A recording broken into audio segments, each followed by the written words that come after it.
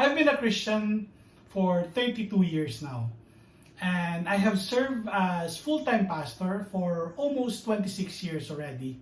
So you can say I have seen a lot of things, I have known a lot of things, but there is something that gets me every time I think about it.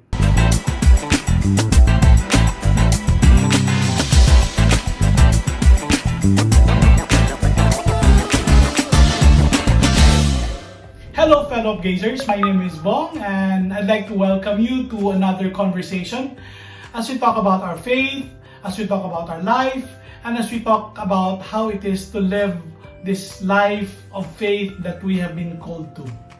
This week is a very special week as we commemorate and call to mind the death and sacrifice of Jesus Christ so that we can have this life that we now have. And so I pray that within this week, you will be able to find a way for you to be reflective, to meditate, and to thank the Lord for what He has done. In the midst of the many plans that you may have with your family, take time to worship and reflect on the goodness and the grace of God. I'd like to share with you something that I have written a few years back. It's actually a meditation on the prodigal son. And I believe that this illustrates the kind of love that the Father has lavished upon us. And that's why we are commemorating and celebrating this week.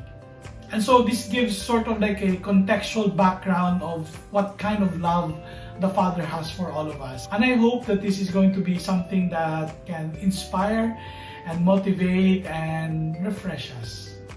I've entitled this piece, "This is what gets me." This is what gets me.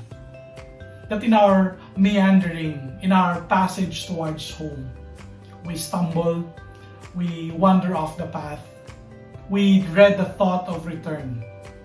Yes, homecoming is a glorious thing, but it is scary for us. Because we know that we have left home and we think that there is no coming back. We have demanded far more than our worth and we have squandered far more than we can afford. And now we stand impoverished, starving. We are fraught with fear, for we know that we have burned the bridges once. We have spent all that we have. We owe a debt far more than we can ever repay. And so, with heavy hearts, we make our way back home. We rehearse our practiced speech of apologies and confessions of failures. But beyond our knowledge, there is someone who is waiting for us. Far off, someone is there waiting for us. And he is filled with longing, deep ache, always looking far into the distant horizon for our homecoming. And the moment he sees us, even when we are still far away, he sets forth running to meet us. Our prepared speech is forgotten. Instead, words of love and extravagant grace pours out of our Father who has already given so much and yet can still afford to give us more. We are enveloped in the mystery and the profound joy of being found. Mysterious, for we know that we do not deserve such a welcome. Mysterious, for we know that we have been wasteful, we have been reckless, we have been uncaring. But we have caught a whiff of the richness of our Father's embrace. The smell of deep love is a heady perfume that covers us. The aroma of childhood memories reminds us of what we have lost and what we have found once more. Our tears of regret and shame flowing copiously now mingles with tears of sincere delight offered as a sacrifice of praise. He has made us welcome. He is our home. And so we are welcome back with a party. But we know that this acceptance did not come cheap. This is what gets me.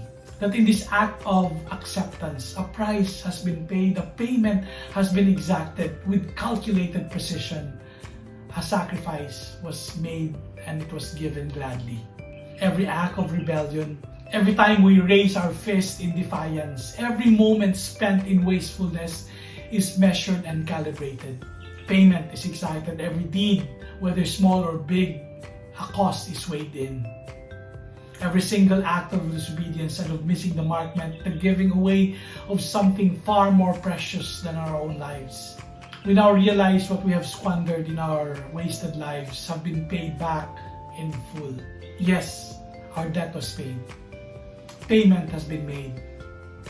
Sacrifice so great, so precious was given. One Friday afternoon, a death of an innocent transpired. A humiliation that shook the foundations of creation. A love so powerful and so great that in that one afternoon, our debt are finally paid. We are set free. Not only have we been set free, we have been lavished with riches and blessings and abundance we know that we do not deserve, nor can we ever afford. But that doesn't matter. We have been welcomed back. We have been afforded a grace far more than we deserve. The royal robes put on us, the fatted calf slaughtered on our behalf, these represent what has taken place so that there can be a homecoming. In His tender and yet powerful love, in His generosity that astounds us and takes our breath, the Father made the ultimate sacrifice and humiliation by paying for our wasted existence. This is what gets me. I pray that this week will be meaningful for you as you meditate and as you reflect on this great sacrifice that the Lord has given. Keep listening to your life. See it for the fathomless mystery that it is. Appreciate every moment because all moments are key moments and life itself is grace. God bless you all and see you on Easter.